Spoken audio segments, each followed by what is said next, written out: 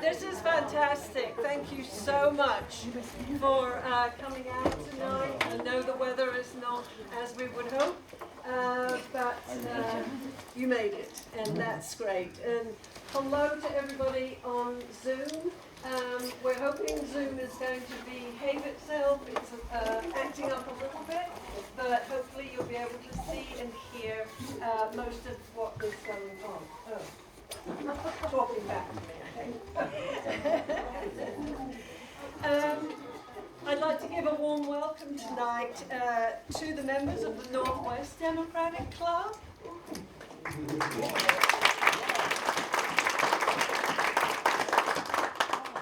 Their venue is being worked upon, and so some of the members are joining us tonight. So welcome, and you are always welcome. For those new folks who haven't been for a while, those who've never been before, I'm so glad you're here, and I hope you'll come back. So we have a good evening. We're going to just start off by standing, facing the flag, and saying the Pledge of Allegiance. I pledge allegiance to the flag of the United States of America and to the republic for which it stands, one nation, under God, indivisible, with liberty and justice for all. Thank you. We're flipping things on their head a little bit tonight. We normally have the speaker first, but we want to give David maximum time. And so we're going to start off with just a few announcements and a little presentation. So, Treasurer, you're up. Okay. I'll be quick. Yep. The money bags. Okay, SDDC's Treasurer Report for January the 17th. Firstly, I'd like to thank actually it's more than 7 now, 10 or 11 SDDC members who paid their annual dues for 2024 and encourage others to donate. For the information of new members, our dues and donations are used to support our Democratic candidates, local charities, and SDDC events with your approval by vote. Our current finances are as follows. We have $3,389.96 in the bank. I can let you know by request whether you paid your 2024 dues, by the way, and you can pay in dues in one of two ways: a check handed in tonight or dropped off at our house, 132 Greenmount Boulevard, or go to the SDDC's website, click on the Donate tab, and using your Act Blue account, pay your dues. Thank you for all your support, everyone, and I'm happy to answer any questions, or I'll sit down. How much are dues? Well, how much is it, Tim, again? It's $12 for an individual, $18 for a family. See? Family Inexpensive at twice the price. Yes, it is. It's a bargain. Value for money. It is a bargain. So, yes. So, may I have a motion to accept the Treasurer's report?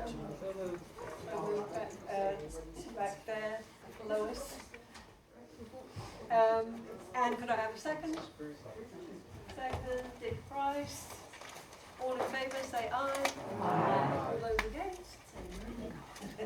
The Treasurer's report has been accepted. As you know, we started 2024 with a challenge to collect again some 700,000 signatures across the state. Thankfully, we don't have to collect signatures from all 88 states because we voted down in the August issue 1.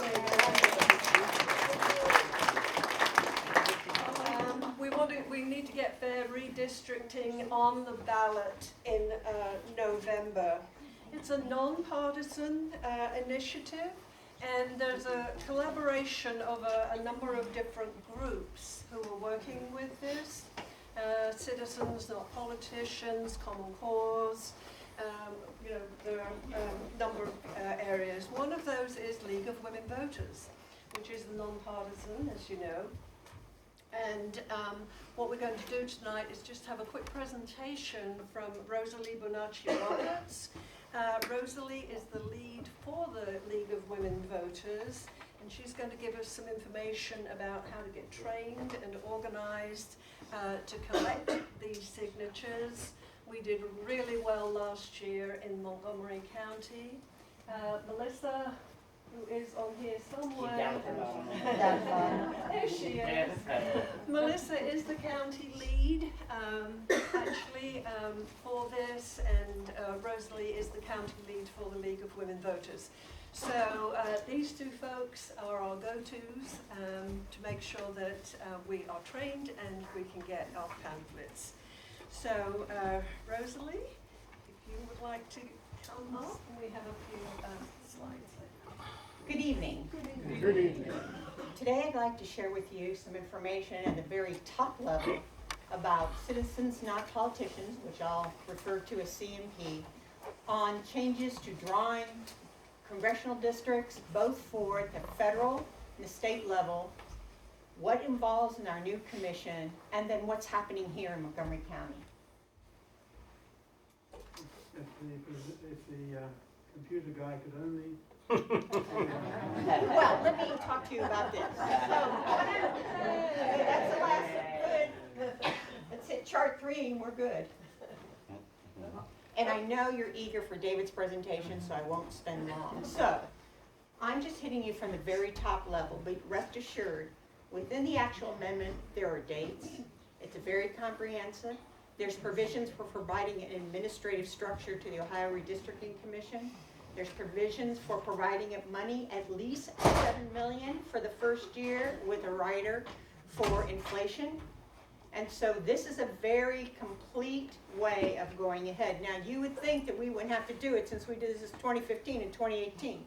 But after the lawsuits and whatever, after a certain time, it's just start over. And that's what we will do. The Citizens Not Politician Amendment, which will be on the, we're shooting for the November 24th ballot, will supersede your current amendments regarding redistricting. So this is where we're drawing our districts. So I'm not going to read this for you, but this gives you some sense about the comprehensiveness of this.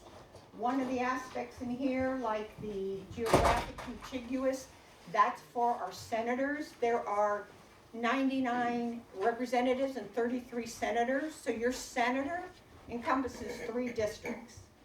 So some of these things you would say, why would we have to say that? Well, we have to, because unless it's codified in law, it doesn't count. And it also allows for some misbehavior. Now, why are we doing this?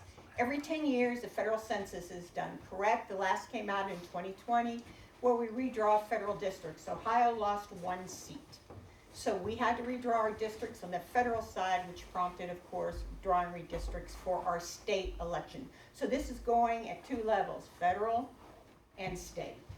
So what this is doing, and you see all of this, is just, again, there's much more. And by the way, the amendment is really easy to read. It's written in plain English. And so what this does is prevent what's called stacking and cracking. I just love those words, and I say it whenever I can. Okay, stacking is when, let's say, voters of a certain sort, and you put them all together in one district. Okay, the idea was maybe they should be in multiple districts, but if I put all these voters in one district, it's one person that represents them. Cracking is a separate thing. I have a group of voters who probably will vote alike. I break them apart and put 4 over here and 5 over here and 8 over there. So essentially I make their vote not worthwhile because they're in a district primarily composed of those who vote separately from them. What is the most interesting is that it ensures proportionality on the parties in Ohio plus or minus 3%. If that's arithmetically impossible, it's plus 3%. Now the amendment talks about not Democrats, not Republicans, they call it the first major party and the second major party. So we know what that is, right? And they phrase it that way so there'll be a timeliness to it, depending upon in Ohio what party gets the votes, right? We can have a party that we've never heard of 25 years from now emerges and is a player. So this is a very open process. It requires they come at least 5 different areas of the state prior to the process when they have the draft. There's also a requirement for a 3rd visit across the state if in fact there is a, they have a revision. So everything is out there. Next chart, please. Hang on a second, Yeah. next question. I thought there weren't gonna be, like I see 5 Democrats, 5 Republicans, Right. 5 independents, but Right. they can't be politicians. Correct. This is the next slide. Thank you. Second slide. You jump to the last one. You want the second slide? Yeah, the 3rd, okay, next one, there we go. So there you go, and it's called the 5 members of the major party, the next major party, and independents. Data I pulled from the Secretary of State's website from 2019 to 2020, the biggest party in Ohio is independents. 1.9 million, 9.1 million registered voters, 6+ million independents. So, yes, sir. How do we determine that the redistricting committee, that the 5 independents are not actually more conservative than liberal or Democrat, or more Republican than Democrat? I mean, it says they bans political officials, they Right, other right. people, but how do we prevent this from just becoming another battleground for representation? Exactly. In this amendment, it actually defines how we're going to find out what these people's party affiliation is. And so all the way through it, it takes the current and last 6 years. So what they do to determine your political status is go for the preceding 6 years, how you voted on odd years. So let's take 2025. Let's go back 6 years, which gives us to 2019, right?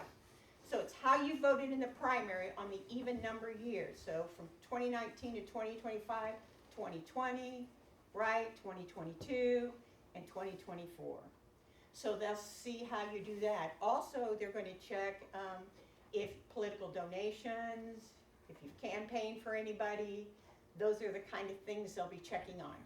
This, in the amendment itself, allows for the hiring of professional people to review, research, and work this whole issue of candidates.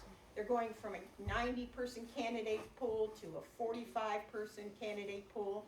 The persons that will be handling these will be judges, retired judges, 2 Republicans, 2 Democrats, and they'll be managing this process, and they will select some. Then they will actually pull people for this commission. The names out of the hat thing, I think is terrific. So, but it always will maintain that split, Republicans, Democrats, Independents, same numbers every time they do it. And then the last 9 candidates will be selected by the 6 commissioners from the original pool. All this is very transparent. They require it to be broadcasted. And when they interview these 90 people, it's going to be all on broadcasted or Zoom, or television.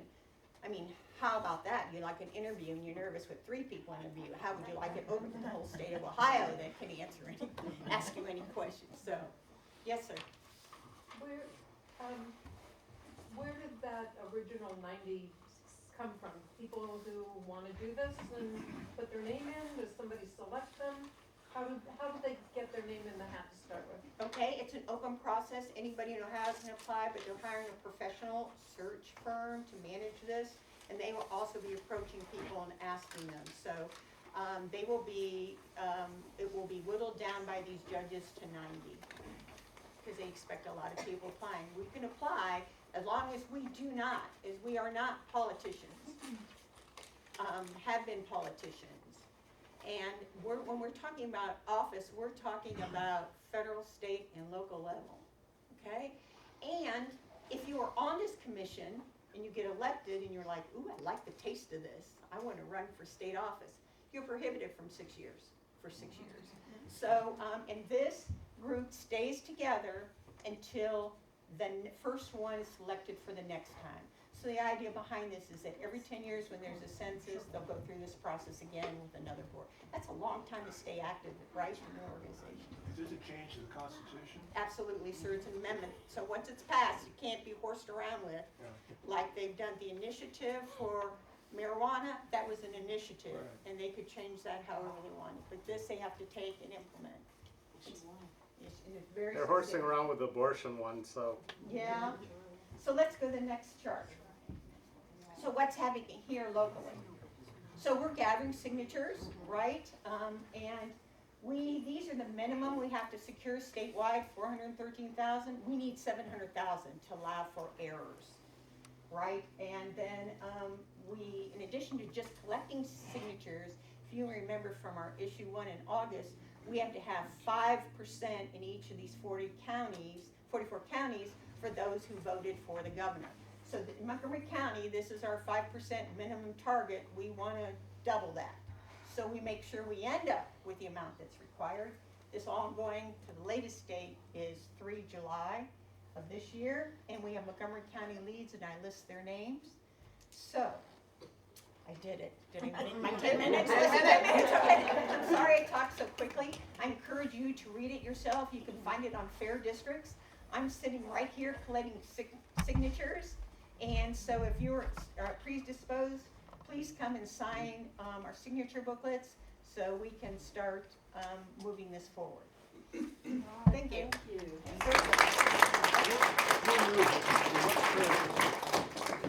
Fair Districts is a consortium of League of Women Voters, Common Cause, some other groups, one of several groups that are doing this.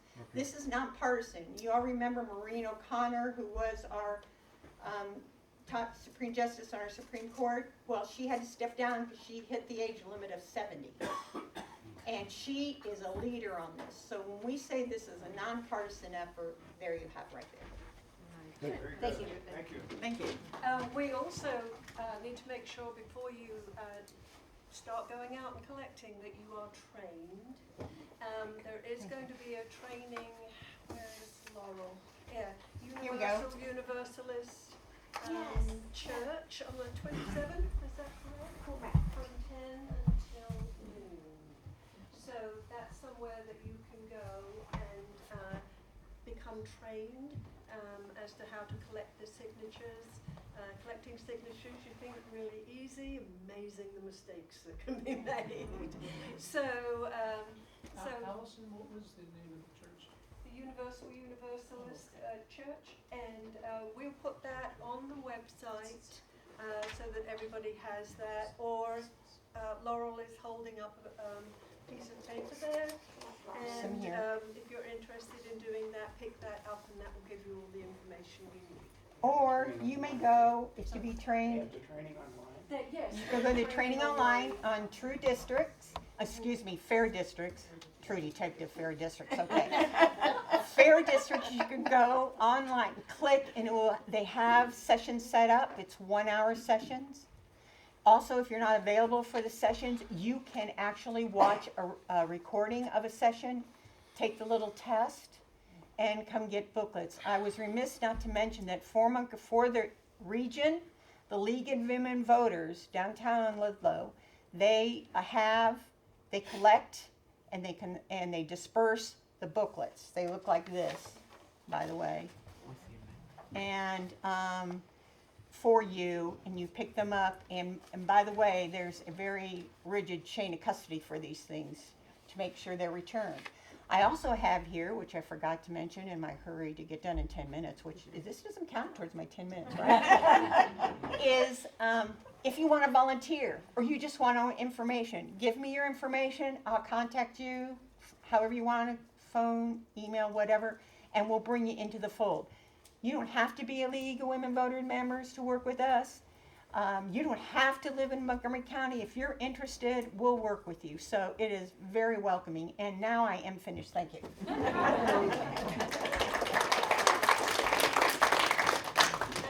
Melissa also would be someone that you can contact for that as well to get a booklet. She's in the chain of command as well.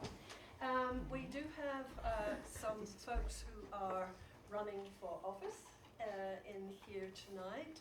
So welcome David Esrati. David is running for our congressional district, District 10, against Mike Turner. We have Rose Lansbury here, and Rose is running for House District 36, and that's what Oakwood, Kettering, it's now changed. We did too well. It's gerrymander. These folks' young son, Addison, did too well 2 years ago and nearly beat Andrea White, so they changed our district. I think that we are going to be okay. I think we have a chance to win House District 36 back. Can I mention my comment? Jocelyn Yes. is here too. Hi, Yeah. Allison. Yes. I was skeptical. Oh, okay. Yeah. Oh, sorry. Okay, I'll be back with you. Okay. Jocelyn Sorry. is running for Senate seat 6, and Senate seat 6 has, House District 36 is like plonk in the middle of that, isn't it? So, they cover the same ground, but Jocelyn is running it for the seat that used to belong to Niraj Antani, but we are going to turn it blue.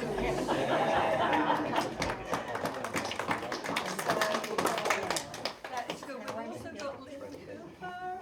Lynn Cooper is here, and Lynn is running against Mike Foley for Ops. And so we've got a lot of good people here to support. And for those of you who are here tonight, you have to come back again next month because we're having a primary candidate forum. So we'll have those primary candidates here. They will be able to introduce themselves, give their elevator speech, and then we will be asking them questions. If you have questions, we'd like to get them prior to the meeting so we can categorize them. And so if you go on our website, southdaytondems.org, there's a comment section.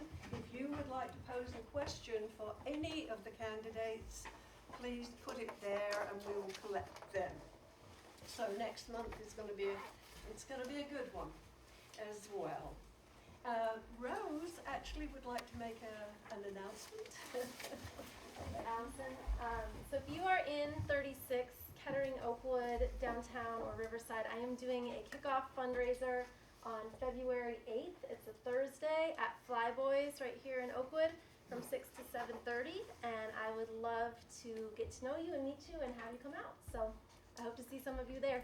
All right. And Lynn also has a launch party. She did put some information right on the table there. So that's It's Tuesday the 23rd at Coco's. at Coco's from 4:30 to 8. So we're going to have a good long evening there with Lynn.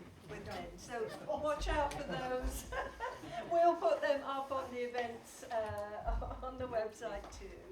Mary? And just an alert for people who are either in the 38th or the 36th, we need to do some checking because Montgomery County's Board of Elections says I am in one district, but if I go to the Secretary of State, it says I'm in the other. So I don't know what district I'm in at the moment. I'm gonna call our Board of Elections and see if they can verify one way or the other. So anybody who used to be in the 38th and then thinks they got moved to the 36th, you might wanna check. You're not in the 36 anymore, but I know some like. Well, I was for about a couple of months. Yes. Melissa, yeah, quite a few people were like that. They were 38, they came to 36, they are back to 38. Yeah. David? Allison, this is not the first time that has happened. Back in, I think, 2012, I found that my father, in the same house as my mother, lived in two different precincts, while my mother was in one, between the state and the local. And I do work with databases and computers for a living. And I wrote about this on my blog, and the only way that this happens is if somebody has a second database. And I truly question what goes on in the basement of the Montgomery County Board of Elections. And when I have tried to challenge them in court about their inadequate agendas, their notifications, the fact that they hired Steve Harsman for $150,000 without anybody knowing about it for an entire year to do the work that somebody else was supposed to do, I think we have a problem down there. The Board of Elections in Ohio are a very strange animal. The independents who are the largest group, have no control whatsoever. It's 2 Democrats, 2 Republicans, appointed by the parties, not by election, but by the parties. And it's a cesspool of insiders. We've had convicted rapists get hired there without a job interview. I am not joking that this is one of the things that our party should be on the high ground with, and we are not.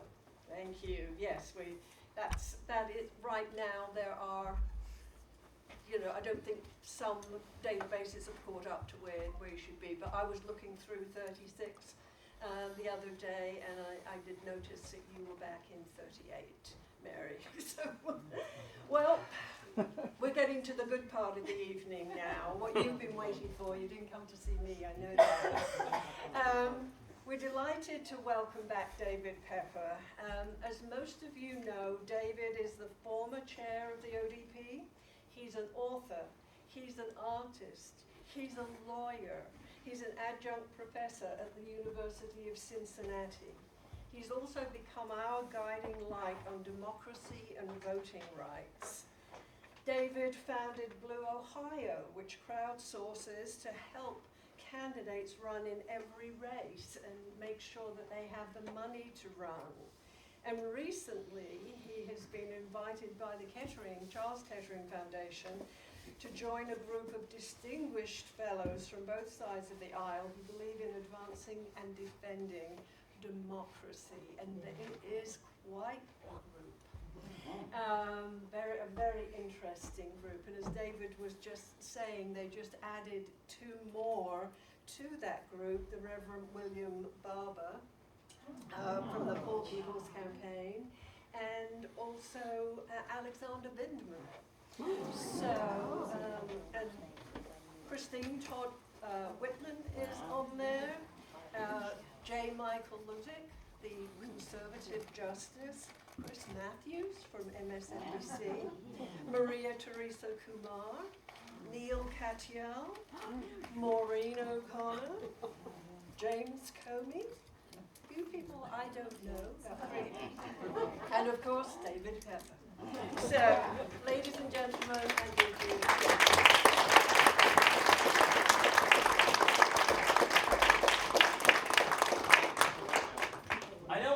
you how the hell did David Pepper get in that group? I keep wondering, but I'm really honored, and it's really exciting. Just so you know, Kettering has really, under new leadership, is really pushing aggressively to really advocate for democracy, not in the way that foundations and think tanks often do, where you give you a sort of a report that no one reads, but they're being very active and aggressive with it, which is why I was honored when they asked me to join them, and I've been thrilled that so many others have done the same thing. So it's great, I think great for the area, great for Ohio that such a well-known local institution is doing such a big thing nationally. I was in D.C. 2 weeks ago, and we had a big conference where we were talking about political violence. It was the day after January 6th, and we had a whole lot of people from across the country in the room hearing about James Comey's thoughts on how we move forward, and he was all about accountability for January 6th. It was actually really interesting.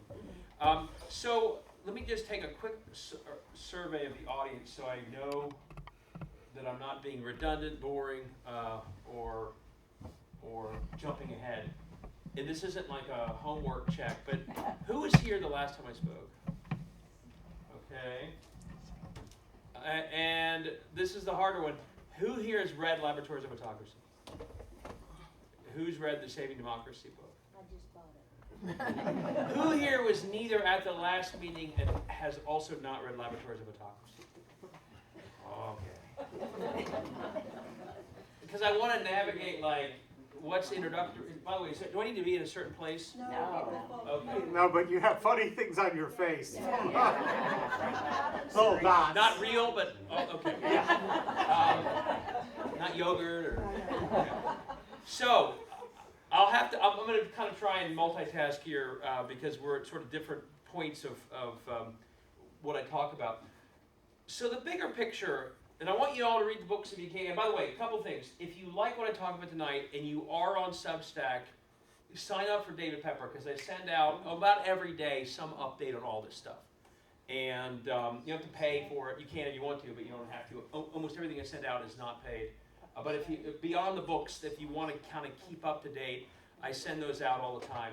But let me just take a step back and kind of do my very quick Laboratories of Autocracy speech, which is a little dark, and then get to the good news, which is sort of the book Saving Democracy, but also what we've seen the last year and a half.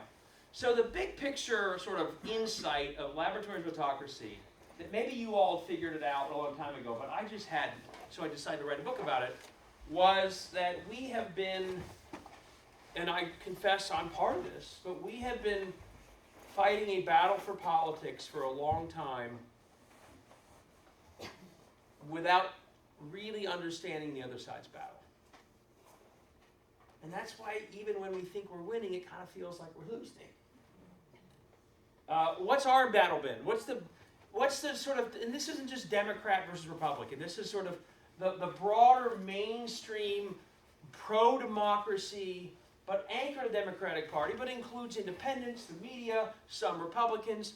The mindset of this group, that its battle has been a certain battle, and the other side's battle has been quite a different battle. And I think for a long time we've sort of not seen that.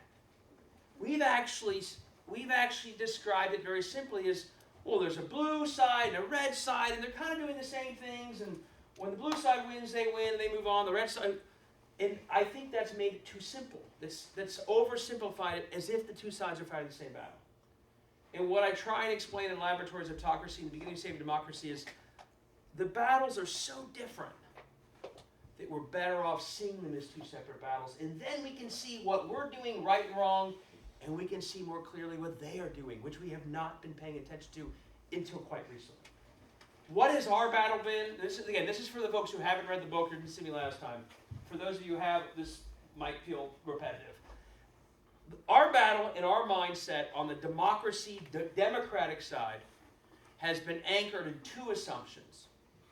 The first assumption that we have brought to our battle for all these years is an assumption that democracy is intact and safe because we're America. And that's just how it is. Like mom, apple pie, baseball, and democracy. It is here to stay. It's solid. Or shit. And only Americans since the 60s actually would have ever believed that. We've kind of been in a post-voting rights sort of privileged window where we've all thought, yeah, it's pretty safe. And John Lewis would be saying to us, why would you ever think that? Didn't you see what we had to do to get to this point? You think it's just automatically there to stay? Of course not. But that's actually, I think, how we've been operating, right? I think we can kind of admit to that. So that's our first assumption. Our second assumption has been, if the first one is flawed, the second one actually is quite accurate. Our second assumption in our battle has been, we generally stand for things that the majority of Americans agree with. We are proudly mainstream. Now, the other side likes to make it seem like we're extreme, but if you look at almost every issue that we talk about, a woman's right to choose, don't ban books in schools, middle-class-based economics like a Joe Biden State of the Union speech versus trickle-down, supporting unions, being responsible dealing with climate change, common sense gun reform. You take every one of those issues, we're talking 55, 60, 65, 70% of Americans will agree with that. Will agree with us. 60% of Kansans are pro-choice. That number will be the same in Florida. And the reason the Moms of Liberty failed almost everywhere is people don't want book banners running their schools. So the point is, we believe in democracy, and we're confident that our viewpoint is a majority viewpoint. Those are the two assumptions that shape our battle. So what's our battle? It's actually a really simple battle. Hey, let's go win an election. You guys will do this, the candidates who are here tonight. Let's go win an election saying what we're for. It's a pretty simple battle. If we say what we're for in the right way, and messaging is important, we're going to win.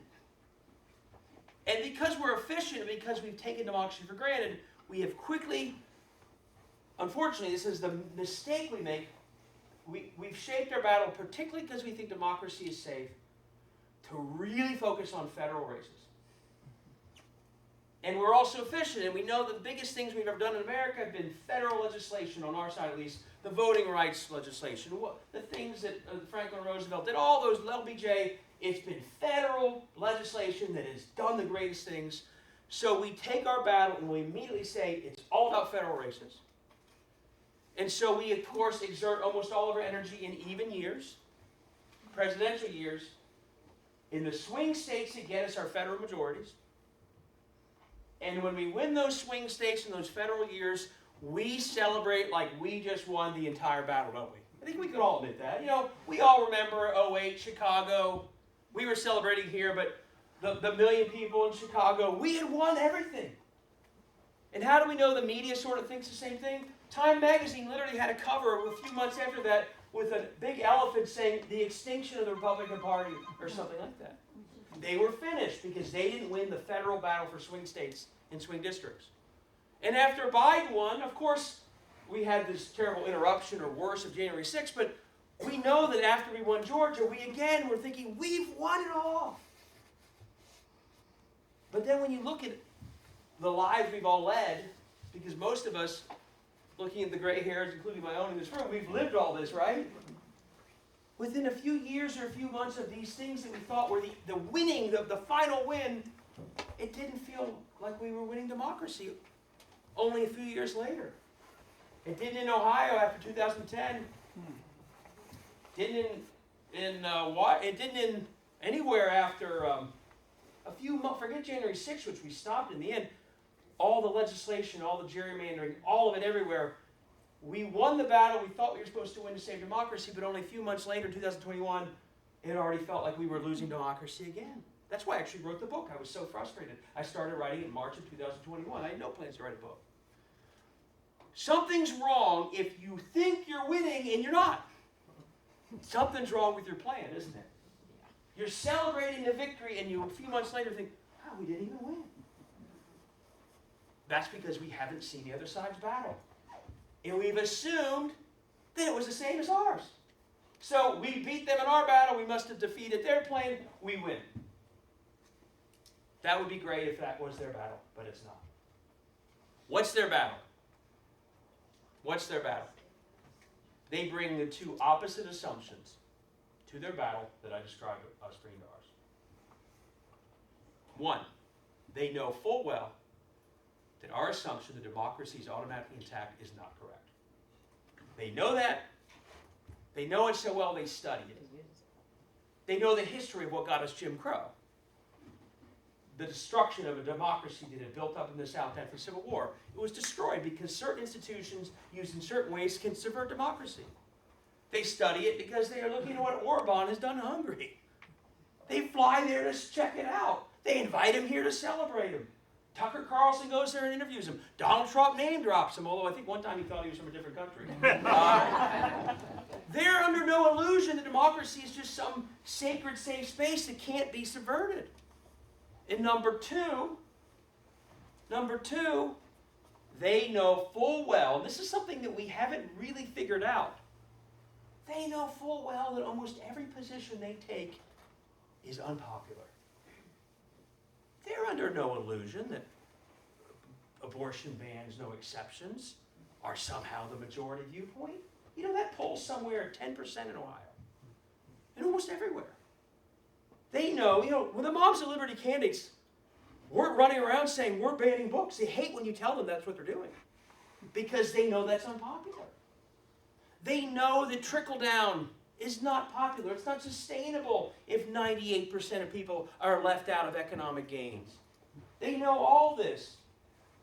So they know that on a fair playing field, saying what they're for is a loser. It's a losing strategy. Mitch McConnell knows full well that if they run around in swing states and saying, we're for banning abortion, no exceptions, the result will be in Kansas a 60-40 loss. That's why Mehmet Oz didn't win either, by the way. You remember when he said that he thinks abortion should come down to a doctor, a woman, and the local elected official? That was the end of the race. Over. He actually cost, I think, other people their races too. By articulating their position, they lose. So what's their strategy? knowing the assumptions they know, is to avoid that straight up and down vote on their issues. While our battle is win elections in a fair democracy, theirs is against democracy itself.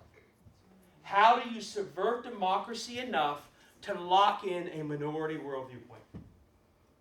And so my dad's an old moderate Republican. A couple of years ago when I would say that sentence, he'd say, David, are you sure you want to accuse them of that? You're saying they're not really for democracy? And that's when I'd come up, well, Dad, look, they're going to Orban and they're studying him, so you know it. And Peter Thiel, who gave J.D. Vance $10 million, wrote the words that he doesn't think democracy is consistent with freedom, meaning his economic freedom. So I would say, Dad, they're kind of showing that they think this. So I'm not just saying it irresponsibly. But now I actually don't even have to convince my dad anymore, you'll be glad to know. Because we have the greatest example in the world that what I'm saying is correct. It's called Issue 1 last August. They knew full well that they would lose the abortion battle in November. They knew their viewpoint was a minority world viewpoint. They know the polls like we did. So rather than try to fight that fight saying what they're for, they tried to subvert democracy in August so they win even at 41%. It was the perfect example that this is how they think. Thank goodness we defeated them. So, big picture, what do they do? I won't go through this in great detail. This is what laboratories and talkers is all about. Once that's their plan, subvert democracy to lock in a minority worldview, simply going for federal elections in swing states is not a winning strategy. Because it'll generally turn out like us beating Herschel Walker in Georgia and Oz losing. That's not how they're going to win because they know their viewpoints are unpopular. And Congress doesn't have that much of an effect on democracy, unlike something else. What is the front line of their battle? State houses. What Rose is running for. She's not running for a bench position to later run for Congress. She is running to be on the front line of democracy, as they define it. The single greatest institution in America to undermine democracy. Now, courts help. But courts are largely simply upholding what these crazy state houses do. It's state houses. Why? Because they control every issue we care about. They're far more active than Congress, which largely does nothing. No, we literally celebrate when the Senate passes something we know the House won't pass. That's progress in the U.S. Congress. State houses, hundreds of bills usually, especially when it's a one-party rule, no filibusters. They only care about filibusters in Congress when it's stopping voting rights. Back home in Ohio, do they care about what our party says? Of course not. They ram it all through. Every issue that we all care about, which means every issue in that unpopular agenda, except for military and federal taxation, they can get done through state houses. They don't need Congress. They know it. But state houses also are the places that democracy itself is shaped. And this is why we only focus on federal, because we assume democracy is intact. This is our big miss. That the democracy of our country is shaped in these state houses. Who votes, when they vote, how they register, how they're purged. One drop box per county, or hundreds. Early vote windows, all the rules. We know who decides them, don't we? It's state houses. And if you're worried that you're in the minority, and you have the wrong mindset, you're going to use that power to do everything you can to cut the legs out from that majority you're afraid of. And that's what they do all over America. The second thing they do, it's even more powerful as we've learned painfully, is they draw the districts. And this is why the presentation and what we have to do this year is so important. It's the original sin of all that I'm going to talk about. In the right hands, the districting process, which I hope it will be under the reform, you're drawing districts to have representation. That the people in the State House and Congress actually represent individually their districts, but also reflect the general views of that state. That's what the founders thought it would do. And you draw districts so that those candidates and office holders feel accountability. In the wrong hands, you rig the whole damn thing. You rigged the whole, Jim Jordan and a whole lot of others, the hundreds of people just like him who we don't even know their names. What do they do when they rig these districts? One, it doesn't reflect in any way the district, but especially the people of that state. So you have states that are 60-40 pro-choice, seeing abortion ban 6 weeks, no exceptions, totally the opposite of the viewpoints of that state. So there's a warped representation. And the thing I've become convinced over time, and you'll see this even evolve between my first book and my second book, they've drawn districts so almost not a single member of their bodies, their majorities, almost ever lives in a real democracy. There is no accountability. And I go through this in the book. In the first book, I go through the number of uncompetitive races. And I actually, if you haven't read the second book, there's one reason to get there. I actually didn't get to the heart of the problem. Let me just go through a couple examples. Mike Johnson, you know the Speaker of the House? Anyone see my little tweets about his career? First race for the State House, uncontested. Second race for the State House, uncontested. First 3 races for Congress, 35-point blowouts. Next race for Congress, uncontested. Next move, Speaker of the House. Hey, come on, Jim You Jordan. have done far more in democracy, Carolyn, than the current Speaker of the House has ever done. Jim Jordan And it's was not even close. Jim Jordan was almost our speaker. Yeah, Come Jim on Jordan, now. same thing. We are talking about a generation. By the way, I'm a little fired up about these things. I ran in tough races, so I know what it's like. It's good to be accountable. It's good to go talk to people. It's good to be in a swing district. They've never felt any of it. There's no accountability whatsoever, and that is why these places are so screwed up. We're talking about an entire generation of politicians. Jim Jordan is the face of it. Mike Johnson's the face of it. Matt Huffman's the face of it. They have not been in a democracy, which really screws everything up. What happens when you don't face any accountability? Again, some of you will hear me say this. One, we assume, first of all, that they're doing public service. These places are not about public service. And again, this is things, I wouldn't have said this stuff 5 years ago. I hadn't really, when you write a book, it makes you think things through in a way that you wouldn't. Why is it not about public service? Because all the incentives are screwed up. They're upside down. In a swing district, you actually have an incentive to be reasonable politically.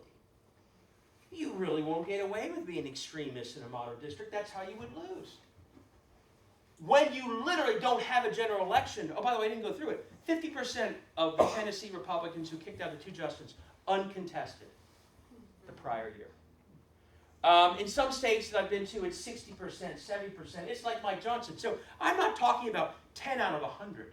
I'm talking about, in many states, 40, 50, 60% of the people passing the craziest laws that we're all seeing are literally not having opposition in a general election. Beyond the many races that are not competitive because gerrymandering, we're talking about people who don't even have an election at all. In some states like Texas, they literally say, oh, the election was canceled. We're talking 40% were canceled. So these people, again, what does that do to the incentive system? First, they never worry about the general election. They often have no opponent. All they worry about is the primary, which means their entire world is about being extreme. The only way they lose their office is if they're not extreme enough. If they work with a Democrat on something, if they meet Barack Obama at a beach during a hurricane and say, thank you for helping, that's how you lose. In Cincinnati, I give the example of the first book, Jeannie Schmidt, as extreme as it gets, lost in large part because she was excited to get Barack Obama's signature at the State of the Union. That's what was used against her. She was too moderate because of that. She's as extreme as it gets, folks. So the incentive is to be an extremist, but the other, and I saw you do in your hand, the other incentive is to keep the big players happy. The ones who, big money in a primary or an endorsement or not in a primary can end your election. And what do the big players normally want in states like Columbus, in states like Ohio, states like Columbus? What does ECOT want? What does First Energy want? What do the payday lenders want? They want public stuff. ECOT wants public school dollars. First Energy wants your rate dollars. Those big players are paying the politicians to have those politicians take public power, public assets, and hand it to the private sector. That's what they're doing. Their MO is literally the opposite of public service in these screwed up worlds. It's literally taking public things to give it to private players. That's how they get ahead. If they stand up to the private players, that's how they lose. You see it all over the country. And so when we all look around and see our public schools declining and almost every public outcome you can measure decline, and we say, which we all do before we see what their actual motives are, we say, well, why do they keep doing the same failing policies if the schools are getting worse when they give it all away to ECOT? It's because their incentive system is not public outcomes. They are no longer doing public service. It's like this screwed up form of private service, but using our public assets and resources to do it. That's what they're doing. And that's why, once you see that, everything they do makes sense. Once you see their incentives, actually it all makes sense what they're doing. When we end gerrymandering, we change those incentives. That's why it's so important. So, if you're the right wing, and you have this extreme agenda, so this is a longer background than I meant to give. But Elijah had ready to run, so I'm going to keep going for a second. If you're the far right and you have a really unpopular agenda, and it also makes you money, I have just described the perfect institution to go to get it done, haven't I? The state houses. Not only will your opponent and others say, okay, I'll do the unpopular thing, which maybe Mitch McConnell, who's smart, who understands politics, okay, I'll do that. I'm going to try and hide it. Maybe we'll sneak it through. In the state house, they say, you bet this is how I'll get ahead. I can look like an extremist and help you have money that you then pay to me. Where do I sign up? Which is why we get voucher craziness and ECOT and all the other stuff. They are incentivized to do that agenda. So, of course, the far right's, the front line of their battle, unlike the federal, is state houses. Win them, rig the hell out of them, and jam through a far right agenda that would not see the light of day in the end through Washington. And so, big picture, and this is the end of the depressing part of the speech. Think about our strategy. Every 2 years, federal office, we compete in a few swing states, we ignore most of the others, we ignore state houses for the most part, but we celebrate and win those swing states like we've won everything. Think about them. Go for broke in every state they can. Win, rig, lock it all down, and then pound away and do it again and again. And set the terms of voting and gerrymandering, not just for that state house, which is, by the way, the most impactful gerrymander is the state house and not the congressional gerrymander, but while you're at it, also rig Congress and suppress votes for Congress. So you can make it harder for Sherrod to win even in the state house. And they do that every couple of years, and we do in a few swing states every couple of years, but they do it everywhere. Who's winning that battle, folks? They are. I use a soccer analogy in the second book. It's literally like having, the team on offense in soccer is almost always going to win. My 9-year-old understands that. I described a game where one team is always on offense, kicking it. Who are the forwards? The Mississippi State House, which got us Dobbs. The Ohio State House. The Texas. They're just kicking the ball at the goal. In half those places, they're not even contested. We're not even playing defense. They're just kicking the goal. They're kicking the ball at the goal. What's our response when they score a goal like Mississippi and Dobbs? It usually is, until recently, gee, we better elect some U.S. senators to stop them next time. That's like having that soccer game I talked about, and after they score, because they're shooting so many shots uncontested, saying, if only we had a better goalie, we'd win. Instead of, maybe we should contest the shots. Maybe we should go to where they are shooting from and take them on there. That's why I keep looking at Rose. That's what she's doing. That's what we have to do. And once you see that losing battle, I hope, once you see the two battles I've described, it is a little bit dark, but I hope you never unsee it, because then all of a sudden, everything we have to do kind of makes sense. It's not like I'm some rocket science. Once you see the two battles, to me, it's forever clear. What we're doing wrong, what we need to do better, what's working. And without going through all of it, I went through this last time, I'm sure, it's a long game, it's a long battle for democracy. It's not just about the next cycle. It's not just about 2-year cycles. It's not just about elections. You think the suffragists or John Lewis were only sitting around working hard in the fall of an election year? No, they knew the battle was about democracy itself. So the first conclusion we have to come to is to say, our battle's been too narrow. They are right. It is about democracy itself. And that's how we need to define our battle too. That we're not in some magical land where only a few federal races are going to determine our future. We are in a battle for democracy itself. It's always contested, and we better see ourselves as the modern-day suffragists, the modern-day civil rights leaders, and we are battling for democracy as well. And once you see it that way, it changes everything, the way you look at it. Trust me, it does for me. It's a long battle. Don't fight it every 2 years. Fight it like Stacey Abrams did in Georgia, year after year after year. Whether she's running or not, she's fighting that battle. Number two, it's a 50-state battle. The idea that we are leaving dozens of states to be non-democracy hell, where extremism is running rampant because they don't magically meet the definition of a swing state for a senator race or a presidential race, it's just wrong. It's just wrong. I was rereading Martin Luther King's letter from Birmingham jail the other day as part of my own thinking through that day. And he said, we go wherever injustice is. People ask, why is a guy from Georgia down here in Birmingham? Injustice is here. We're going to stand up to it. And we haven't had that mindset about politics. We have literally been accepting all over this country uncontested races in most states because we have in our mind as Democrats. Literally said, well, that's not going to get us a U.S. Senate race, so we're not going to really do anything. Why do we think Indiana, which elected Obama, and Missouri, which elected Clinton, and Iowa, which elected Obama, why do we think they look nothing like the states that elected those? It's because we haven't even been there. We haven't even made the arguments there. Because we didn't define the space as a democracy battle. We made, oh, they're not a swing state, we're not going to do it anymore. It's a 50-state battle. Not only is that the right thing to do, but you'll do better if you compete in places. Just like Kansas voted 60-40 for a woman's right to choose. It's an all in-state battle too. No more can we only focus on a few swing districts.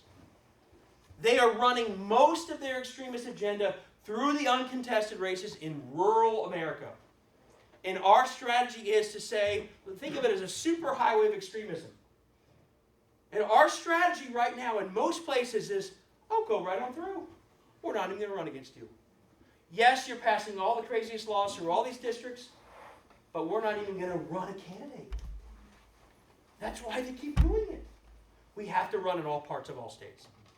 Now that sounds crazy, but actually this Blue Ohio model that we talked about is showing that actually you can do this. And I'll talk about the good news in a second. Number four, this is, although it's odd to say that this year we cannot let Trump win, this is far bigger than Donald Trump. Yes, we have to beat Donald Trump. But we learned in 20, if all we do is beat him and not anymore, if we don't end gerrymander, don't run everywhere, if we let them control every state house, they won every state house they tried to win, that they held every state house in 20, even when we beat Trump, and they just kept pounding away on democracy, even when we beat him. To put it differently, if he were locked up tomorrow, which used to be more of a hypothetical than it is today, do you think they'll stop? They'll just, oh, we're done gerrymandering, we're done with all. No, the state house model is working too well for them. They're not going to stop. So when we define the battle as only Donald Trump, it has many consequences, but we're not defining it broadly enough. It also means we're giving cover to a whole lot of people who seem nice in person to people who are attacking democracy every step of the way. Frank LaRose, your opponent. When we make it about, are you as crazy seeming as Trump, as if that's the definition of who's for or against democracy, we are giving cover to a whole lot of people in office who are attacking democracy, in some cases, like LaRose, more ruthlessly than Donald Trump ever did in Ohio. And number five, I hope once you see that we're in a battle for democracy itself, you see, one, there's so much more you can all be doing. We all can be doing. I don't say that as a criticism, but once you define it as a democracy battle, it means that beyond the partisan stuff we all do, there's a lot of nonpartisan things we can do as well. You know, I give examples. Every homeless shelter in Ohio, every rec center in Ohio, every food pantry should be registering everyone who shows up. Every health clinic. Those are the very people Frank LaRose is purging to have the false majority they're trying to create. So beyond your political space, like tonight, each one of us, and I go through this in the book, you have a footprint of influence in the rest of your life, and think about all the ways that footprint of influence could be put to work for democracy. Do you volunteer at that food pantry? When you go to the food pantry, does it seem like they're registering anybody? If they're not, ask the executive director. hey, why are you registering anyone here? These are old people being purged. They're poor, they're moving a lot, they're likely the ones not on the rolls. Why don't we have part of the intake system be that they're asked if they're registered, and we give it, or we even have a kiosk and do it online? Or every public housing unit, could you do it? The truth is there's so much more we could be doing once you see it as not just democratic politics, but democracy itself. And every student at Dayton who registers, register for class, register to vote. It should be institutionalized in every city hall, every county commission, all of it. And I don't say this as criticism. I was a city council member in Cincinnati. I never thought to do this. I wasn't defining it right. If I were there now, not only would I say every rec center, every health clinic, every library, I'd say every single nonprofit that we give money to should incorporate into its mission, lifting its constituents into democracy too. That's how much we can take it. And the reason it's so important is the scale of the attack on democracy is enormous. It's the Koch brothers' billions. It's Frank LaRose every single day. It's the State House every single day. Full-time government using taxpayer money to suppress their own voters. Our scale is split the pots, volunteering on a weekend. We got to scale up. And the best way to scale up is if all of us incorporate all that I'm talking about into far more than just what we usually do politically. Okay, that's the tough stuff, okay? Here's the really good news. So the second book, and I'm going to open up to questions. The second, I feel so much better about the world than when I wrote a book called Laboratories of Autocracy. Because I laid out in both books what I think, and the Saving Democracy is literally a user's manual. If you're interested in what can I specifically do about all things that we're talking about, it goes through a lot of specifics. It has worksheets. It has best practices, websites. But what I'm really excited about is I wrote the first book to explain the problem. I wrote the second book to say what we can do about it. The really exciting part is in the last year and a half, and I know we're all watching Trump win Iowa, all his horrible speeches, dictator in the making, worse, Nazi-sounding talk about poisoned blood. I mean, horrible. And he wins, and 60 or 70% of his supporters are all believe that he won the election, and Biden. It's really depressing, right? It's very demoralizing. So after all my negative, I'm here to lift you up a little bit. Who wants to hear some positive? Based on the vision I just laid out about how we should think about democracy, we have a hell of a winning streak. It's easy to forget when you watch Vivek and Trump in these primary battles and debates, and you watch them interview the 30% of America that agrees with Trump, even though the majority doesn't. We have if you reframe it as democracy, which I've just done, and this was not what I would have said 2 years ago because it hadn't happened yet, we have a hell of a winning streak. The things I hoped in my book that would actually work, not because of me, but they're actually happening. What's our winning streak? Not only did we beat Trump in 20, we need to do that. August of 22. What happened? Kansas, 60-40. For a woman's right to choose. November of 22. Now, I ran in 2010 and 2014, statewide. Trust me, you do not want to run for office usually when you have the White House if you're a Democrat. It doesn't end well. It made it worse that the guy I was running with didn't have a driver's license, by the way. That got a lot worse in 14. Those are bad years. Turnout is terrible. Not November 22.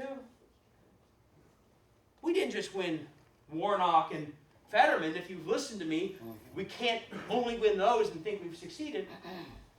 For the first time in 50 or 60 years, we didn't just hold every state house when we were in the White House. We flipped Michigan, the Senate and the House. We flipped Pennsylvania. There was an election denier running for Secretary of State in many, many states. And I'm talking, as bad as LaRose is, he never really was quite an election denier about January 6th. That may change in the next couple months as he desperately tries to save his career. But you had true election-denying extremists running for Secretary of State in swing states all over this country. Not one of them won. They lost. They did worse than the rest of their own ticket. Carrie Lake also lost. What's his name? Mastriano. He would have appointed the Secretary of State of Pennsylvania. He lost terribly. So 22, the November was a hell of a win. August and November. Then roll into 23, a quote off year if you're not thinking about democracy the right way. If you are, it's a year about school board and a whole lot of other things that are totally about democracy. April, we win the Wisconsin Supreme Court, which has now ended gerrymandering in Wisconsin. A huge win. The most gerrymandered state in America has been Wisconsin. I don't have my PowerPoint today, but I'll walk you through. In Wisconsin 2018, by 9 points, Wisconsin voters voted for a Democrat for the State House. That translated into 2-to-1 supermajority for Republicans in that State House. That's over. Yeah, unbelievable. I always say it, I'm not kidding. It's a system Putin would admire. Wow, you lost by 9 and you're still like running everything? That's incredible. We win the Wisconsin Supreme Court race. Everyone knew it was at stake. They did, we win. Then we roll into August and we win Ohio going away. We win Ohio again in November. Pennsylvania, huge race for the Pennsylvania Supreme Court. We win that. We win the Virginia State House. We win a special in Florida last night for State House. There is a hell of a winning streak. What's the winning streak based on? One, they're too extreme. Oh, I forgot. And not everywhere, and it pains me wherever they won, but the book banning sort of group running under the Moms of Liberty, is that what they're called? Label and the others, they lost almost everywhere. People didn't want them. They don't want that kind of crazy running their schools. They want normal people who care about kids and inclusion and all that running their schools. That all across the country, they got crushed last November. So this is a really impressive, counter-historic winning streak. And it's happening for a number of reasons, but one is they're too extreme. That's what I said at the very beginning. They're too extreme. Dobbs exposed what that extremism meant to everyday people in a very clear way. It wasn't us saying they're extreme at some 30,000 ideological level. It was abortions are banned everywhere. And so people see the extremism. They see the extremism. Someone running for Secretary of State who wants to deny election results, that doesn't compute for most voters. That doesn't sound right. Most people still think January 6th was wrong, and they still think Biden won. And so when they have people running for Secretary of State, that feels too extreme. So their extremism is exposed more than it's been in the past. And it lost when it was exposed. And then on the positive side, a lot of the grassroots infrastructure and the attention that has too often only focused on federal races, as we've talked about, actually did go to bat at other levels. Did anyone hear, we're in Ohio, so obviously you helped in the August races. Who here helped in August? An August special election, the whole room helped. Do you know who also helped? Friends of mine in New York, Boston, California. You know our friends who helped? The whole country was focused on saving democracy in Ohio. That wouldn't happen 5 years ago. That's not how we thought. Just like some of you probably helped like I did in Wisconsin. Anyone make any calls or send postcards to Wisconsin? Some folks did. Those same New York and others did the same thing. I had friends who went to Virginia to help in those state house races. There's an army of democracy that is figuring it out. And it's building infrastructure like Blue Ohio and other things that is scaling up, not where it needs to be, but far more than where it was a few years ago when we thought unless it was a federal swing year in a few states, we just didn't think it mattered. Well, people figured out it did. And that our energy and our activism going up this side versus their extremism has turned out to be a winning combination. And so my only thought in closing, and then I'd love to take any questions, I have a big fear that in the presidential race we forget all the reasons we just have this winning streak. That we go back to freezing up, letting Trump scare us so badly that we stop doing anything but watching Rachel Maddow in Harvard. And we stop doing the work at the local Four Roses campaign, for other campaigns, at all levels, for our Supreme Court candidates, for our gerrymandering initiative, obviously for Sherrod. Those, really focusing on those races is why we were so active. I was on with one of these podcasts yesterday. The far right has done everything in their power to scare the hell out of their voters with extremism. Look at all the money they spent in the August special election, scaring the hell out of their voters. Mike DeWine comes on again then in October. Fran and I think this is too much. Right? By the way, he won by 26. If he's on TV saying it's too much, the first thought is, ooh, that's kind of scary. He did win by a lot. But guess what? They didn't show up. Their extremism, fear-mongering, didn't really get their people out. Now, Trump will get more of them out. We got out a lot more than they did because we were focused like a laser on democracy and the impact of democracy on things like women's right to choose. And so my fear is that we forget all that and go back to our federal-only mindset because it's a presidential and Trump's on the ballot. My hope is that we continue to learn the lesson and we keep the activism at multiple levels that's been going. And the one other way I'll close on a positive note on this is, you remember all those uncontested races I talked about? That was from 22. So I've been running around like a crazy person, if you follow me on Twitter or my whiteboards, about this problem, right? In Ohio, there were 20 uncontested races in 22. Now, there's some issues with some of the candidates and this terrible issue that some trans candidates are being knocked off the ballot because they didn't use their, quote, dead name. I mean, it sounds like a good lawsuit in the making. But right now, our number was 20 uncontested races in 22. I think it's 5. So this is just not an Ohio issue. North Carolina had 40 uncontested races 2 years ago. I've been on the phone and on podcasts with their new 24-year-old chair from rural North Carolina. They went from 40 uncontested races to 2. Wow. 2. Arizona is down to 2. Think about Arizona. What does Joe Biden need? He needs a good candidate in every single district in Arizona. A couple years ago, I think like 15 were uncontested out of like 62 this year. Arkansas, way down and uncontested. Texas. So the good news is, my fear is that we freeze up and we only think federally, but the good news is that same sort of army of activism looks like it's also led to more people running. And so my only hope in closing is none of us forget the winning streak and why it's happening. And so as we all go about our year, and you'll do this, you wouldn't be here tonight in 5-degree weather on January 9th if you were part of this, but yes, we've got to win the Biden race. We have to win Sherrod's race. We can flip the Ohio Supreme Court. I want a good Ohio Supreme Court reading that language that we're going to pass with gerrymandering initiative and reading the new language that came from issue 1, don't you? Yeah. And then, of course, help candidates like Rose and others, help congressional candidates, bring it at all levels. And don't wait until August to do it.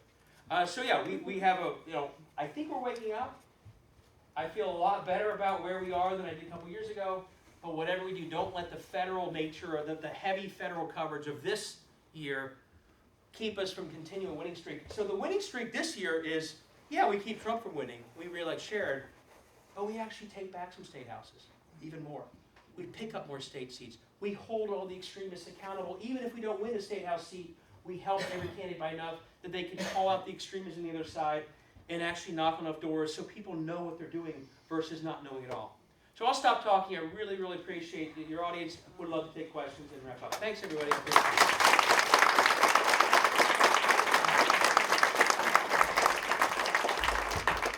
That was my introduction, by the way. I'll now go to the heart of this meeting.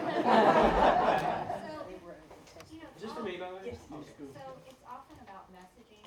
Yeah. And getting people engaged in what they're voting for. Maybe stand up and. I'll repeat the question. So how do you go about doing that to create the energy and everything to get people motivated? So that's a great question. So the question was, it's so much of this is about messaging.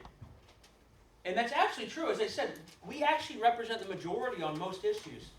So if we get our message right and we turn out with energy, we should win. Think about what they're stuck with. Their task is much harder. Most of their actual core planks are totally unpopular. So they have to get Mike DeWine and Fran on the TV, the only sort of 50% problem, and come up with all sorts of ways to try and fool us. All we have to do is communicate well what we actually want to do. So my first, and by the way, in my book, Saving Democracy, second one, I didn't mean to at first, but I ended up adding a long chapter on messaging because I think it's so important. And my number one advice, and I said this to Rose on the way in, you don't want to give the speech I just gave. don't want to be talking democracy to for the gerrymandering one, that's what it's about, so we have to talk about it. But I think for the less engaged voter, the best messaging is breaking down all we've talked about to how it affects their life. And here's what I guarantee you. I guarantee, at the state house level, especially if I was running in a red district where it's quite hard, you don't want to talk about a lot of this stuff. What you want to do is pinpoint the disastrous public outcomes that are a result of the corruption and the screwed up incentives I've described. And I guarantee you, everywhere in Ohio you go, there will be such outcomes. What's the first one I would point to if I were running almost anywhere? What's happening to our schools? We were 5th in the nation 20 years ago. We're now in the mid-20s. People are paying more for their kid to play sports. And why? Because they've been giving the money away to their big donors like ECOT the whole time. You know that in rural Texas and rural Georgia, it's gotten so bad that it was Republican legislators who voted with Democrats to stop their governor's crazy voucher schemes, the exact one we have here, because they knew that it would crush the rural public schools, where there's nothing else to choose from, even if you get a voucher, and where that school is the center of that community. So my message would be, again, Dobbs allows us to translate the breakdown of democracy to how it impacts real lives every day. But a broken state house is creating terrible public outcomes, be it dangerous trains going through small towns, be it when the legislature for 30 years has ignored calls to make our rail safer, whether it's collapsing schools, main streets of small towns that look horrific because they've been taking the money from local government and keeping it for themselves to give out as tax cuts. There are, you know that, I've lived that, there are so many issues, but we've got to translate it into the kind of issues that everyday folks whose lives are complicated enough, they're not worrying about gerrymandering. They don't know who's right about who's really for or against democracy.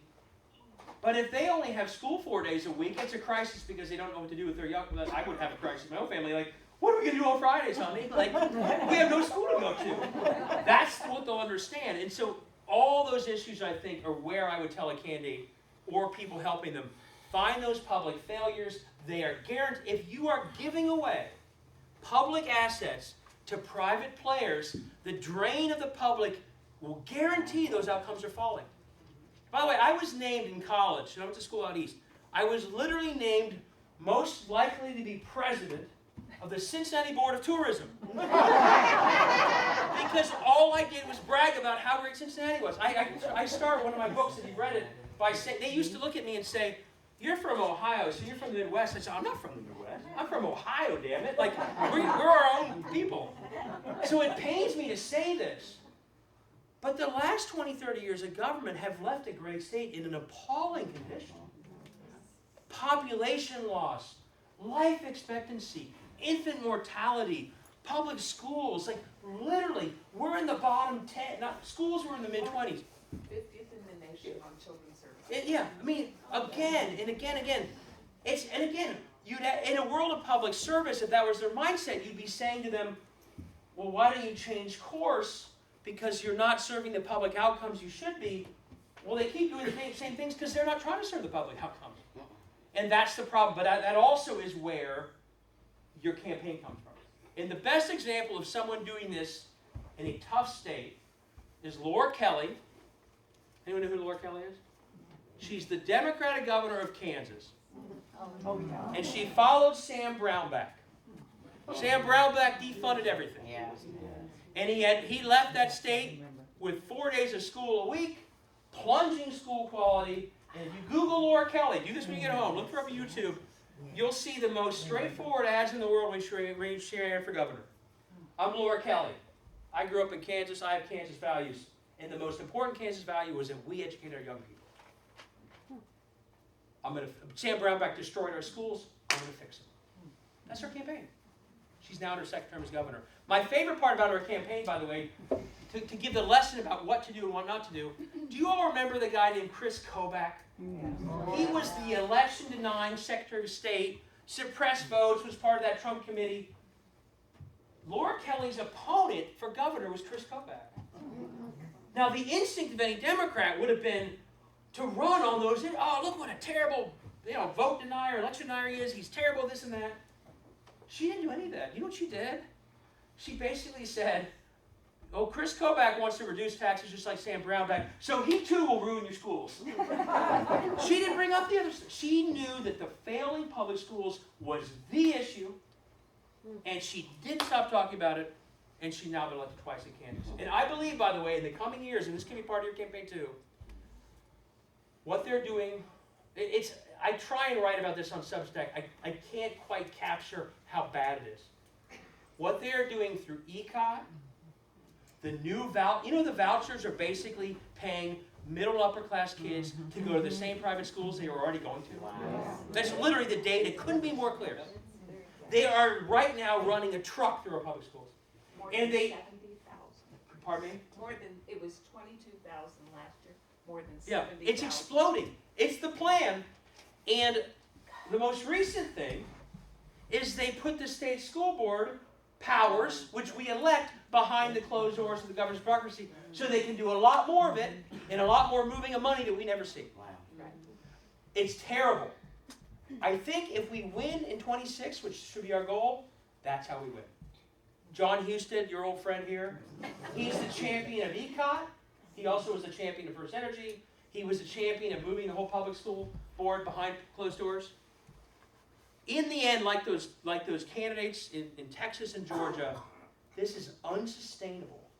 And if I were running, my wife is from Adams County, small town.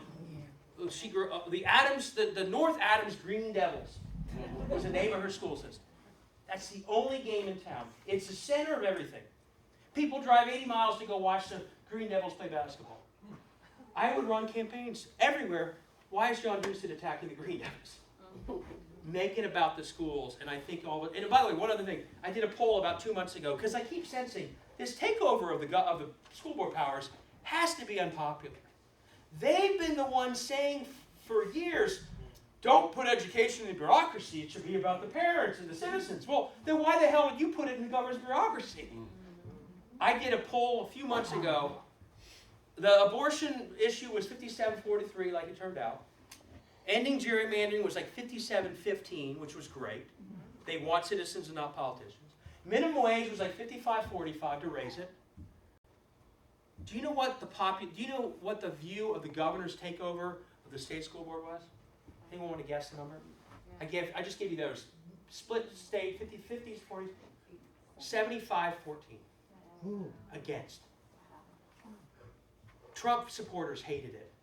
Democrats hated it. John Husted supporters didn't like it. So I think the big issue, if we're smart, of connecting all this together, is like Laura Kelly, making it all about the schools and what they're doing to destroy the schools. Other questions? Your hand up? Yeah, I hope this isn't too long. Okay. First of all, thank you. I could never accuse anyone of being too long. I didn't read the books yet. I look forward to doing so. Inspiring talk. I'm a little bit worried about a couple things going into 2020. Speak up, please. Okay. Sorry, I tend to be soft-spoken, so there's only Stand up and speak up. there's only so much that I can do. So I'm a little bit worried about a couple things going into 2024. And one of them is that I think we are terrified and very passionate about the imminent threat to our democracy. Right. And about a lot of other things where I think we are engaged, we're passionate, and we win because we are actually in the majority, whether it's healthcare, education. Unfortunately, I'm worried that a lot of independents and people who are not actively partisan, even if they would be on our side on these issues, those are not the issues that they care about most right now. All they care about is inflation and interest rates, the fact that food costs twice as much as it did before. And they largely blame Democrats for this. Right. And they think that Republicans, and God forbid Donald Trump, would do better on these issues. Right. So I'm wondering, how do we convey our passion and make a message that will appeal to these people? And I'm worried that on the one hand, if we stress things that seem disconnected from their day-to-day concerns, we look out of touch. If we try to fight back on those issues, it's very challenging. So how do we slip that Gordian? Yeah, that's a great question. I think that, well, one, I do think running everywhere makes a huge difference. I mean, how do you know the economy is doing really well? Because I don't mean to be so bothered by this guy, but he really worries me. John Husted every day is taking credit for the Ohio economy. Right? He doesn't ever say it's because of a national rebound. But all across the country, Republicans are taking credit for a Democratic fueled rebound. And when we don't run everywhere, we let them do it. They literally have press conferences everywhere. We're not even near the conversation. So one is running hard everywhere. And I have friends in Oklahoma. Their governor runs around and acts as if some Oklahoma policy is why they're doing better. Just like John Houston would have you think that something he did magically turned a slumping economy under Trump into a great economy under Biden. So I do think running everywhere matters. But on your point, I mean, what I would say is I do think, I think that from the top down, I think the National Party and others have to get more on the ground to make the case about what you're talking about. And I do think that, and you can't take it for granted, I think sometimes the appreciation of the economy lags the reality. Inflation is lower than it was. Job numbers are incredible. But they also have to be, I think, a lot more aggressive on getting that message out there. And then one other way I would say it is, and there's not a perfect answer to this, but you touched on it. Like, we shouldn't be talking about most of the issues that I even talked about here. We should be breaking it down back to schools, jobs, economy. But the way I put it, I worry that when we do have our big-name politicians go to places, they go and they give us big speech in front of everyone who already agrees with them. And they'll fly to Ohio, and they go to Columbus, and that's the speech, and they'll fly to wherever. And when I want to see, David, your hand's up. Is it to ask a question, or am I doing something wrong? You're missing out something, just like you talked. Well, let me finish, but Okay. I just wanted to, I want to make sure I knew what was happening before Yeah. I go to you. When I go to a town that's struggling, which I do, I mean, it's weird, but I like to see the struggle. And if you read my first book, it's Manchester, Ohio. If you're Joe Biden or Pete Buttigieg or any of them, don't fly near the struggle in town and give a speech to whoever you're giving a speech to. Walk the town. Feel like the pain of the place. Let them see that you're literally walking. When I walk down the street in Manchester, Ohio, if you read my book, you can feel it. It's this total ghost town. Every building is basically empty. And if you walk it, you can't help but be enraged that 40 years have trickled out and have left it that way. So I think some of it is not the traditional campaign stuff, the speech and the glad handing. It's getting out of that space and actually going to places that are struggling and being out there and meeting with the Republican mayor who maybe doesn't even like you, but saying, I want to see what your town's going through. I want to feel it. And I think that, and then take those stories and bring that back to the State of the Union.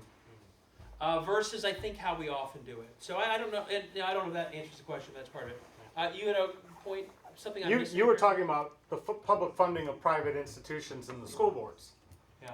You totally missed Jobs Ohio, where we privatized. Totally, I agree with that. And they take all the credit for creating jobs and creating economic development. And we're taking poor people's tax dollars and giving them because some guy wants to build electric helicopters at Dayton and say that's going to be the savior of us. And no, that's not the savior. That's not the solution. And it's been going on, and the Republicans have been winning at that, claiming that they're better at business, when in fact they're not. Just look at Donald Trump's business record. Yeah, I mean, the common denominator, and I agree with you, they're taking every institution they can and sticking behind closed doors. And every time you see that, like the state school board now going bureaucracy, again, I wouldn't have said this 10 years ago. They're doing that because money is flowing through it, and they don't want everyone to see where it's flowing and how it's flowing, and how the decisions are being made. If the state school board, if those public school board members, I was with one last night, they would be deciding and looking at numbers on vouchers, on curriculum, and all of that. And we would see it because they're seeing it. Those are public meetings. Now it scares me to think about. Now those decisions are being made by DeWine, Houston, who are on the phone with lobbyists every day, and some hand-picked person who will do their bidding. And my worry is whether it's Jobs Ohio or the state school board or, the teachers' pension fund, watch what they do. They are always maneuvering these boards for control, less transparency. And whenever I see a big movement, and again, I wouldn't have said this 10 years ago, whenever I see big movement, it's pretty much because someone with a lot of money is telling him to do that, honestly. That's it. I know in a world of political newcomers, that sounds like I'm like off my rocker. No, it's literally from First Energy to ECOT to all of it. When they move mountains, when they prepare to send a plane to Michigan to fly a state rep home, it's because someone with a lot of money is telling Mike DeWine, I need this now. Just like when he fired a pension board member. Anyone know that story? Yeah. They switched the pension board membership 2 days before an election was announced that would have flipped the majority. Mike DeWine fires the swing member 2 days before in a way that, if you look at the law closely, I think broke the law. He wasn't sitting around worrying about that pension board. Someone told him to do that. And so I think a lot of the same maneuver, the same trick, put it behind closed doors, and then you can ram through an agenda that makes someone money and probably satisfies some extremists. Let's go to some other questions before we go back here. Yeah?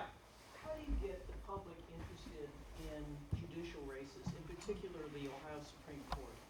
That's a great question. So I'll just tell you, I will tell you, the worst job in America is being chair of a state party. Because when you win something, the candidates were incredible and you really didn't do anything. And when you lose, you did everything wrong and the candidate did a great job. Okay? I've learned that. So I'll brag for a second to give myself a little bit of credit. We won at one point in 2018, when I was chair, there were 7 Republicans. Now, Maureen O'Connor was independent-minded. There were 7 Republicans on the Supreme Court and 0 Democrats. 2 years later, after we hustled and outsmarted and outworked, and you all outworked the other side, we elected 3 out of 4, and we got ourselves a court that struck down a gerrymander map. And we did that on purpose. And I'll tell you, we laid out a whole plan when I became chair. How can we start winning these races? It was about good recruiting, but then it was about what you said. Don't have judges be at the end of a program. And this is what would always happen. I'm sure you've seen it. At the end of a long program of everyone speaking, judges would stay up and say, I'm running for judge. We matter too. And I used to think, that's the worst campaign speech ever. They can't say anything. If you're saying we matter too, you're probably saying we don't matter. Because that's not the speech you're giving if you're running for mayor or state rep. But we were actually putting them in that position by back-ending them in every way. And I'll never forget when we had Melody Stewart and Mike Donnelly, who I worked hard to recruit. Jennifer Bruner will tell you, I recruited her every 2 years until she said yes. If you went to our 2018 state dinner, who opened our program? Mike Donnelly, Melody Stewart. We wanted to make them stars. They went everywhere. We had a separate Supreme Court fund that we put tons of money into to make sure, Ian, that not only did they have support, but that you couldn't get to your ballot, whether in person or voting by mail, without also getting an endorsement card that included them on it. And so we basically said in every way possible, these are critical races. And you'll remember, Sherrod won that year by like 7. Cordray lost by 3.5 for a variety of reasons, but it was close. But where did we crush them? Melody won by 5 or 6, and Donnelly won in the teens. Because our voters went through the ballot, and they knew it. And here's the better one. Bruner overperformed more than any candidate in America in 2020. She won by 10 when Trump won by 8. It's because our voters knew to get all the way through that ballot.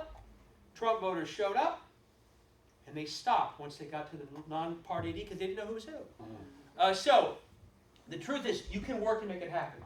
I know what you're thinking. Well, and by the way, it's almost a compliment to all of our work that after we won in that way, they changed the rules. Then the same way, so they manipulated the ballot in a way that Orban would do around issue 1, right? They rewrote the language to make it sound twisted versus what it really was, the one in November. But what they did on the court races is also ballot manipulation. They didn't only add party ID because they knew that our voters were paying more attention than theirs. They didn't actually use campaigns to try and correct the problem. They changed the rules. They also moved the races to the top of the ballot. They wanted those races right underneath the other statewide partisan races. So if you voted for a Republican governor, you vote for a Republican judge. Now, that's the tough news. It's not harder than what we did. We really snuck up on them. Here's the good news, and this is why I don't want to go into this year thinking we can't win those races even though they changed the rules. DeWine won by like 26. Anyone know how much Pat DeWine beat Marilyn Zayas by? Mike wins by 26. Pat wins by 12. Terry Jameson loses by 12 or 13. Jennifer Bruner loses by 12. So the top of the ticket, right on the same ballot, right next to each other, the top of their ticket wins by mid to low 20s. But all across Ohio, Ohioans got to the court, and even with party ID on the ballot, they flipped the Democrats by double-digit margin. We didn't win, but you take that DeWine, let's say to Joe Biden, let's say he loses Ohio like he did in 20 by 8 points. That margin of improvement at the court level means we just won.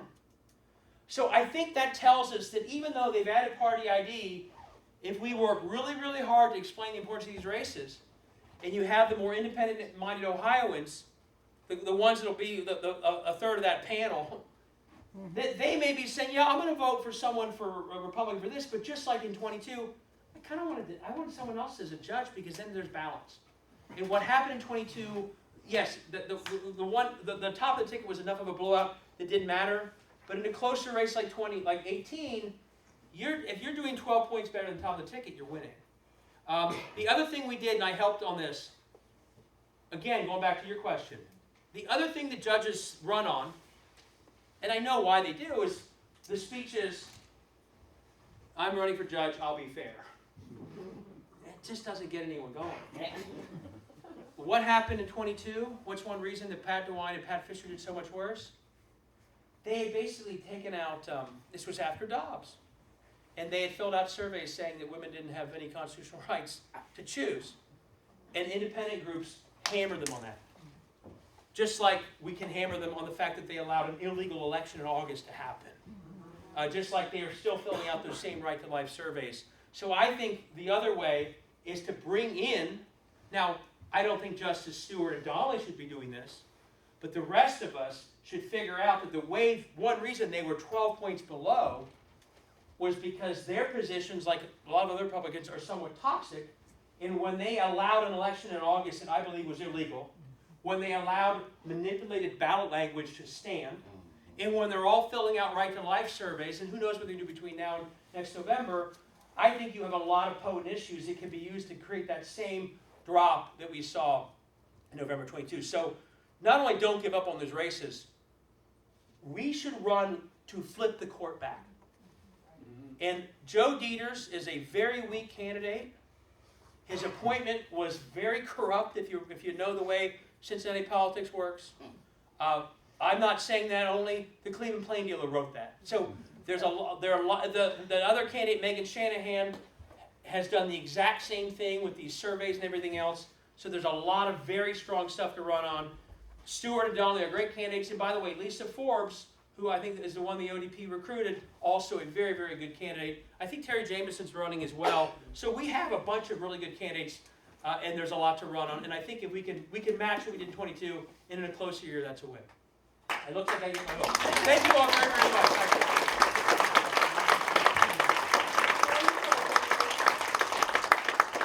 A special small gift for you. A lot of us enjoy perspectives, but we do feel. Oh boy. That Do you know how great this gift is? I go through so many of these things. Honestly,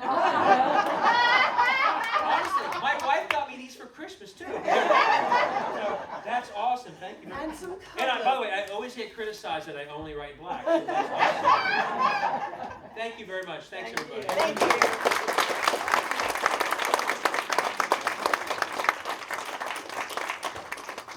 As I told you in my letter, you were in for a treat, and we certainly were. So, David, thank you so much. Just following up on what David just said, actually, we are working on our main meeting as being a judicial forum, and we know that we do have the justices who will be coming. And we're hoping to move it maybe down to the MCDP, so we have a huge room and invite a lot of people. We'll have all of our judges who are running, plus those 4 people who are running for Supreme Court.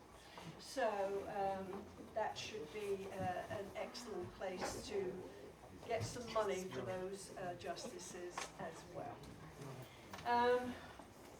Giveaway? Sign before we leave. Allison? David still has some books that you can buy, and David Esrati we've got 5 minutes, no more, David. Giveaway. Oh, this one. Okay. So we're going to do this. We're going to ask a question. First person to get it right comes up, picks a prize, and then go to the next one. If the size isn't right, they're all larges.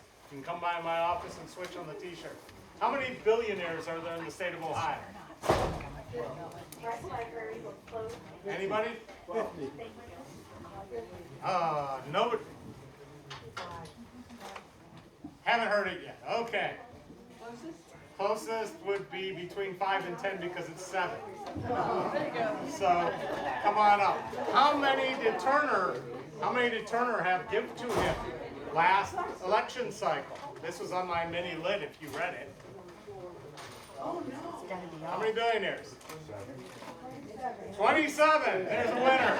Step on up. Grab your prize. Next, what is FOIA? What does FOIA stand for? F-O-I-A. Does anybody know? Freedom of Information Act. Come on up. The reason I asked that is because I filed a FOIA request 3 years ago, and today I filed an appeal in the 6th Circuit. You can read about it on Esrati.com. It's very interesting. And last, does anybody know what GLOMAR is? No? Nobody knows what GLOMAR is? If I say we cannot confirm or deny the existence of those records, have you heard that before? That is the GLOMAR exception, and it's what the FBI and the Department of Justice are using to not produce the documents in their culture of corruption investigation that they came into Dayton and told us was our big scary thing, where they only arrest black people, no white people, and they leave a whole lot of stones unturned. So, that's your little lesson. Here's some things. We got defund politicians, we got elections on auctions, we got to do something, and we got to hack. Grab away. If you're leaving, bring your